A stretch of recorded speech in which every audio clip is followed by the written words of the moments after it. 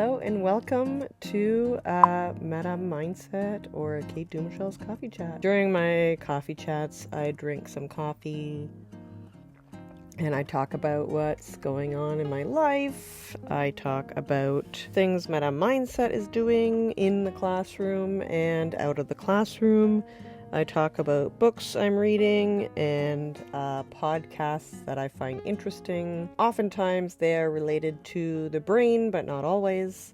And sometimes I do little reviews about stuff that I am updating or changing on TPT so that you're aware of kind of what's going on and what I'm up to. I find this kind of helpful for me because I sometimes look back on them to remember things that I wanted to change in my morning meetings, for example, things that I talked about that were enjoyable, and just like it's kind of like journaling, but like a video journal, so like a vlog sort of, I guess. Anyway, I'm going to try and keep this one a little bit short. There's a couple of things that I did want to discuss, and one thing was that the month of July was pretty fun. I got a lot of time to myself to read and think, so I won't be sharing all the books that I read in July because it's just a lot, but I will share some of them with you. I got to go to the cottage with my family, which was nice.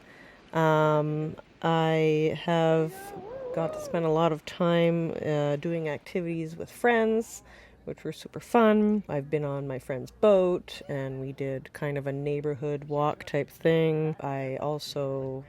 Besides going to the cottage, spending time by the pool and hanging out with friends, and also hanging out with my friends at the gym. I did strain my shoulder trying to organize my books, actually, because there were piles everywhere. Fortunately, that's been something that I've been working on, but I'm still going to the gym and still doing things that will help it get better. Yeah, I think I strained the bicep up here. Kind of painful, couldn't move my arm for a little while. And I'm trying just to relax. I'm trying to decompress.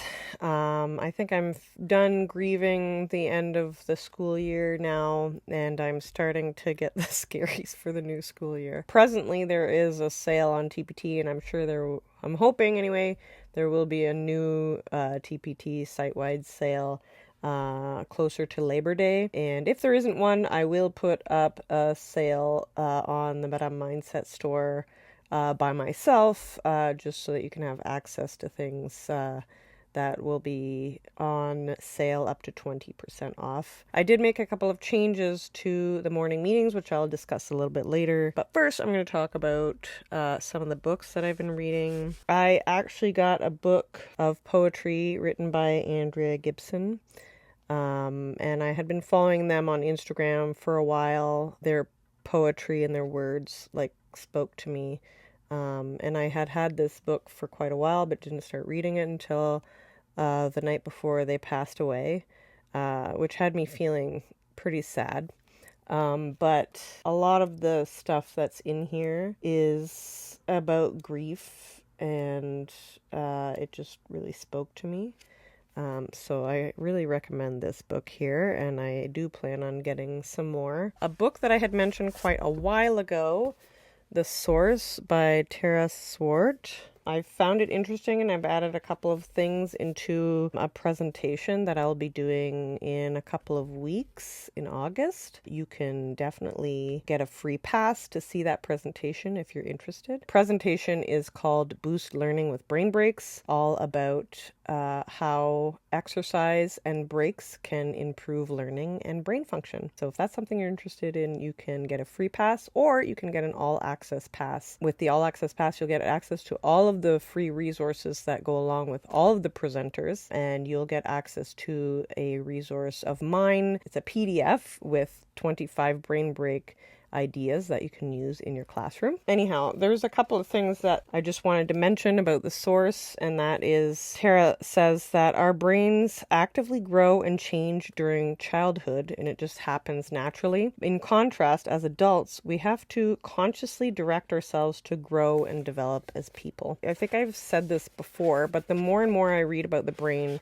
the more important it seems to be able to regulate your emotions so that your brain can function the way you want it to. And then there's a lot of information I felt was important about stress, intuition, emotions, how you can make your brain more agile, so like changing your brain. And then also some of the information that I used from this book in my presentation was more specifically about brain function and what you can do to help your brain function optimally. Anyhow, that was maybe too long of an explanation for all that. Second book that I am not quite finished reading yet either, but I'm halfway through. Just something that I found super important on page 34 of The Seeds of Learning was that she says that it's very important to understand that the executive functioning demands for learning are huge. And it's important to understand that from the moment kids are waking up to the moment they go to bed, they're self-regulating. And they're not just regulating their emotions, they're regulating everything that they do. Something that I found super, I guess, validating is because I've known this for quite a while, is that she says, and I quote, "The cognitive demands placed on our students today in academic settings often far exceed their developmentally appropriate executive functioning abilities." I have found that to be true for quite some time. That's something I think is important anyhow. And then moving on to podcasts, a super interesting podcast, and I know that I've mentioned Mel Robbins quite a few times, and I think what she said on her Instagram post was that it had been a really long time since she interviewed this person who is a neuroscientist. Basically, Dr. Jim Dotty is talking about manifesting and how actually manifesting is rooted in science, in neuroscience. That's actually what Tara Swart is talking about in this book as well. So it kind of goes together. He's explaining essentially in the video the science behind manifesting and visualization, why it works, what's happening in your brain, and how to do it effectively. And I found that podcast super interesting. So if you're interested, go take a look. Now we're going to talk a little bit about the morning meetings. There were a couple of things that I've added, and I think I'm going to actually make a new morning meetings for September video just to explain the updates that I'm going to be making from September 2025 to June 2026. I have added quite a few slides, but there's a couple of activities that I've added. There's a couple of pensées partages that I added. So now the resource has 125 plus slides. There are the old games like Où est Moustache, Nombre Mystère. There's a lot of pensées partages. There's a lot of links to Meta Mindset videos and brain breaks that you can use. One of the things that I wanted to talk about and explain was a slide that I'm going to put in every month, which is a station d'imagination. A colleague of mine, we discussed last year that the kids seem to have trouble being creative and imaginative, and I was looking for ways to help them with their creativity. This one activity is you give them a shape and they have to modify the shape and be original or creative. They have 5 minutes to draw it and then they present what it is. Unfortunately, I don't think I saved the pictures that I took of this activity, but what I did was, I'm going to put the picture up right here so you can see it, but I put a shape that a lot of students decided that it looked like Pac-Man, and so they drew Pac-Man. And we talked about how, yes, it does look like Pac-Man, but when half of the class draws it as Pac-Man, is that an original idea? Can you think of an idea that is original or creative? And when it's original or creative, it's often different from the ideas that other people are going to have. So you're trying to think of something like super creative, which means that probably not many other people are going to think of the idea that you've thought of. So what we did in the first time that we did this activity is I showed all of the Pac-Man, like a bunch of Pac-Mans at the beginning, and then I would show a different idea, and the kids were like, oh. So like one kid might have turned it into a fish by adding some fins and some eyes and, whatever. and then show a bunch more Pac-Man, and then somebody turned it into a video game controller. Somebody else turned it into a pizza with a piece missing, different things like that. So that's one thing that I wanted to add. Things that I added last year were a lot more activities. I added a lot more social emotional stuff, because I learned through reading about the brain and emotions that even just discussing this stuff, especially with kids, having discussions is one of the best ways for kids to learn.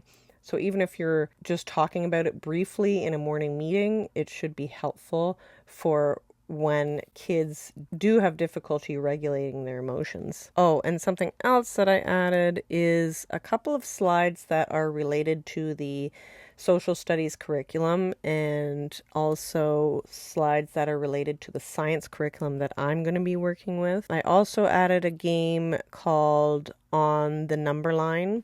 So you just do a number line where there's a blank slide at the end too, but you do the number line and you can put two numbers there and you give some numbers. So like if I have between 0 and 10, and then I give you the number 5, where would you place that on the number line between 0 and 10? Would you place it in the middle? Would you place it closer to 10?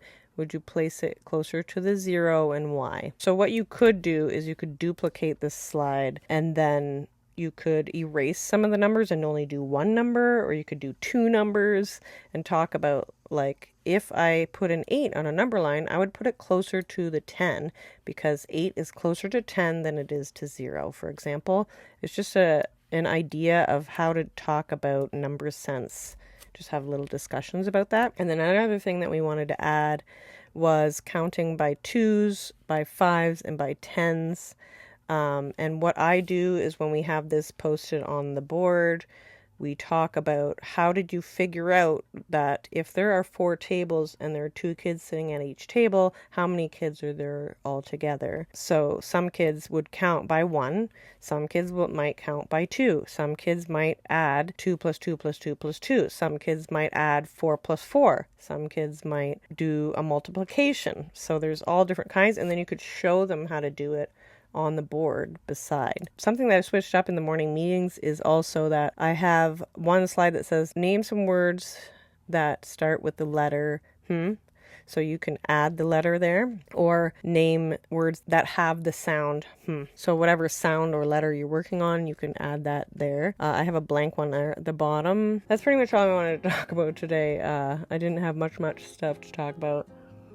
But if you are interested in supporting the Meta Mindset channel, you can become a Patreon. If you're interested in seeing my presentation, you can click on the affiliate link down below and sign up. You can get a free access pass, or you can get an all access pass. That's up to you. That Teachers Summit is happening on the August 21st and 22nd. If you have any questions, you can send me an email, or you can make a comment to the video below, and I'll get back to you as soon as I can.